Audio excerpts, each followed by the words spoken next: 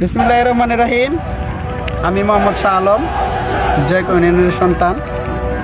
তো এইখানকার যে জনগণ এলাকাবাসীর একটা দাবি এই কাটাখালের ব্রিজ করে দেওয়ার জন্য। এই পাশে রতনপুর, তারপরে কনিকপুর, পানহা, বাট্টরবুক, কলাবাগ, এই দিকের জয়কা, তারপরে রামনগরের এখানে 7 থেকে 8টি গ্রাম এই দিকে চলাচল করে। তো এইখানকার দুই পাশের যে জনগণ, তাদের একটা আশা, একটা আকাঙ্ক্ষার এই রাস্তাটা, এই কাটাখালের রাস্তা প্লাস এখানে একটা ব্রিজ ওনারা চায়। বিগত 17 বছর যারা ছিলেন ক্ষমতায়, ওনারা সবসময় বলে গেছেন এই রাস্তাটা আমরা করে দেব, কিন্তু রাস্তাটা কেউ করে দেয় নাই।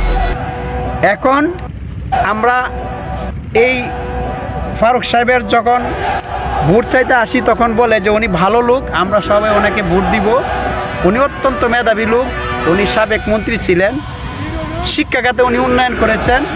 এখন আমাদের আশা ডক্টর উসমান ফারুক সাহেব যদি জয়যুক্ত হয়, ইনশাল্লাহ এই ব্রিজটা এবং রাস্তাটা করে দিবে।